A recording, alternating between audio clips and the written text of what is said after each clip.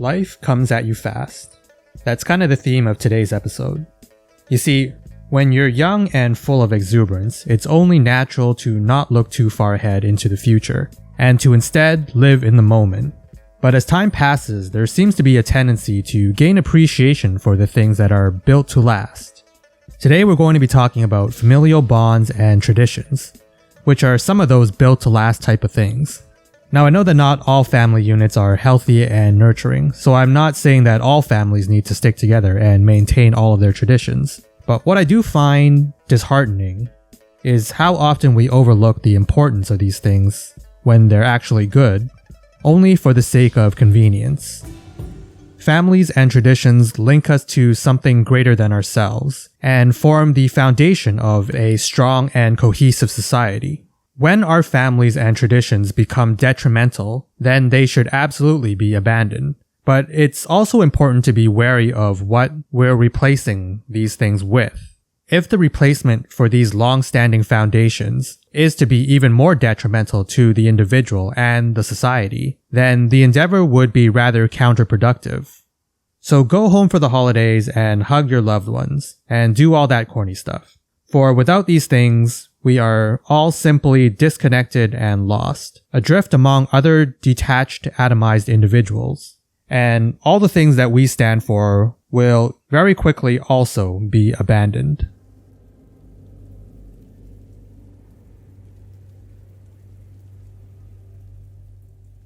Not a lot of people. I always say a lot of people and I don't mean a lot of people. You mean some people. Yeah. You know what? Maybe not even some people. Maybe like just a little. Well, we've certainly been accused of being racist. And we've certainly been accused of being too focused on race. And we? Yeah, in the comment section at times. At times. Yeah. A lot of people. So just a few people. But I'm going to make another very broad and general statement. All Asian... Nah. Each and every...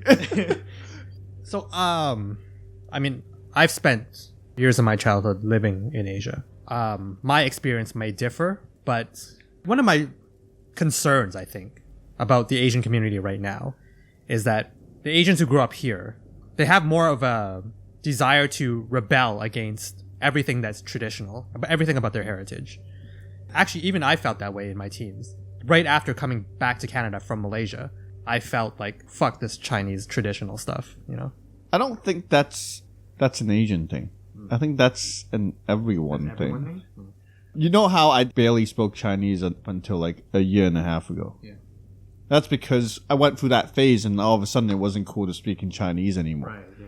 And like I didn't speak it for 10 years. Everybody goes through that phase. All of a sudden, like, your parents aren't cool anymore. Your family culture isn't cool anymore. Nothing about it is cool. All of a sudden, you want to latch on to someone else's culture. I noticed Italians don't really go through that phase, though. I'm sure they do. I'm sure everyone does. But, like, at what stage of your life do you do it? I went through that stage quite early. I think 8 years old was when I first started that case of it. Yeah. And it lasted a long time. It lasted till I was probably in my 20s. I remember my aunt, maybe 5 years ago, the parents like to joke about when their kids are going to get married. Yeah. And then they were all like, oh, maybe Jeff's just going to be a bachelor for life. And then my aunt's like, no, Jeff's very traditional. That actually bothered me at the time. But now that I think back, it's like, yeah, I'm actually very traditional. I'm that guy. But I disagree, though. Like, just because you're traditional doesn't necessarily mean you're going to get married. If the right partner doesn't show up, then, even if you're traditional, it's entirely possible you'll never marry. Yeah. But either way, back on topic is, I feel like that's a stage everyone goes through. You've seen the white weebs. You've seen the non-Asian weebs. That's where the, katana guy meme came from. These white kids, or, these non-Asian kids, all of a sudden, it tends to happen around, 13 years old for white kids. Uh-huh. Is all of a sudden, they're like, oh shit, my culture ain't cool. I gotta latch on to whatever I feel it's cool at the time. And usually it turns out to be anime. Almost 100% of the time, nowadays, it just turns out to be anime. That's when they suddenly grow an obsession with katanas, especially dual-wielding katanas, kimonos, and all, eating cup ramen or whatever. Everyone does it. Or before the anime boom, Back when we were like around 13 years old, all the white kids were wearing their pants around their fucking knees because back then being black was the cool thing. Yeah. Everybody in their childhood life at one point. When it starts depend a lot on the culture, I feel like. Okay. Or maybe even on the person, who knows. Yeah. But I could definitely see like white people, it's observable. It's like, bam, like 12 or 13. You don't want to be white anymore. Like that's also why white culture was so susceptible to this whole anti-white thing was because the Marxists had the perfect timing too. They're like, bam, like we're going to hit it like right around that age. They don't want to be who they are anymore. We're going to just say, okay, being white is bad. We're going to feed them all this shit. And then it just worked out perfectly. Yeah. I don't think it was on purpose.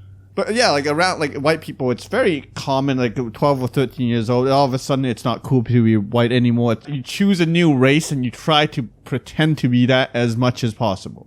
I think when it happens for Asian kids, actually when they first go to school, they suddenly are interacting with a lot more white people and or whatever race is the predominant race in that school. And then there's like, oh, these guys are cool. And it's like, oh, my parents are actually not that cool. That actually makes a lot of sense, especially in my case. Yeah. Because when I was young, like younger than 8, my grandma used to send me a lot of Japanese comics translated into Chinese from Hong Kong. Mm-hmm. Like, I didn't have a lot of friends when I was really young. It was around 8 years old when I told you I had that phase. I met this kid I really got along with in elementary school.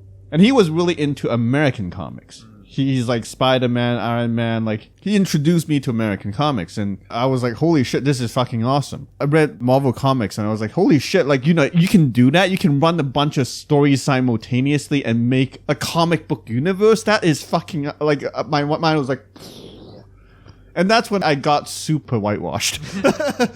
It's like, they do everything better. Like the white kids do everything better. White people do comics better. It's only years later that I got back into manga and anime, and I realized this, okay, well, no, Western comics don't do everything better. Let's talk about the return to traditionalism. That's something that I've experienced. I don't know if it's a common experience, though. I don't know yet. I'm going to put this in another way. For a lot of people, it didn't feel like a return to tradition. It's more of a return to sanity. Because you get that moment like in a lot of teenagers' lives when they like think their family is uncool and the relationship gets super bad, like family life is just horrible. Yeah. And then suddenly they hit 25 and everything is okay again. Everyone gets along. Like the parents don't even have to call them. They just show up to make sure you're okay every once in a while. And the siblings don't fight anymore. Like it just magically happened. For a lot of people, it's not a return to traditionalism. Like for you, that might have happened, but a lot of people, it was just, okay, like I'm done with being a crazy fucking teenager. It's over now. I'm not going to be a fucking retard forever. I'm going to be a normal functioning human being again. Yeah, because if you think about it, one of the grand traditions in North America is returning home for the Thanksgiving weekend, right? Returning back to your parents' home that's across the country and spending a few nights staying in your old bedroom. And, you know, that's something that I would imagine a lot of teenagers think is so lame and, but then all of a sudden they turn like 26 and all of a sudden I want to go back, you know, like I miss my family. Yeah. What? So you might have seen it as a return to traditionalism, but for a lot of people, it's maybe they want all that traditional to begin with. We are Asians, so, you know, the stereotype is that we're a bit more traditional, and maybe stereotype is true. You just feel like it's a return to traditionalism because that was what you were rebelling against. Yeah. Whereas the white kids or like the black kids, they were rebelling against something else. Right. There was a swing towards traditionalism for me. But I was never traditional to begin with, so that was completely different. Traditionalism happened to me most after my dad passed away. Never mind the fact I'm well over 18 at that point, but I described the day my dad died as the day when my childhood was officially over. Like, because when he's around, you know, we talked about this on the millennial episode, is that we're allowed to live a prolonged state of adolescence. Because our parents are around, and for the most part, most of them have their shit together. When he's gone, it's like when I realize it's like, oh shit, I have to do the things he does now. Like, I can't be a kid anymore. In my case, I became more traditional because I guess kids really do emulate their parents. Yeah. So given that, I was like, well, party's over. I had to just. I'm not gonna do everything the same way my dad did, but when in doubt, I would be kind of like, how would he handle this? Yeah. And I do see a lot of value in that. Do you feel like this whole SJW nonsense is something that's gonna blow over once everyone turns 26? Will the demands of having a real job and life make these people not so insufferable? Absolutely. It has to. One thing that a lot of people don't talk about is the fact that this is going to be a whole lesson in... I'll try to make it quick. But you know how that's going to end. Yeah. We've all been there. So everybody talks about the baby boom because the baby boom was literally a boom in birth rates. And they're the largest population spike in human history. So naturally, when the baby boom starts to have children, that's going to be another spike in population. And that's actually the millennials.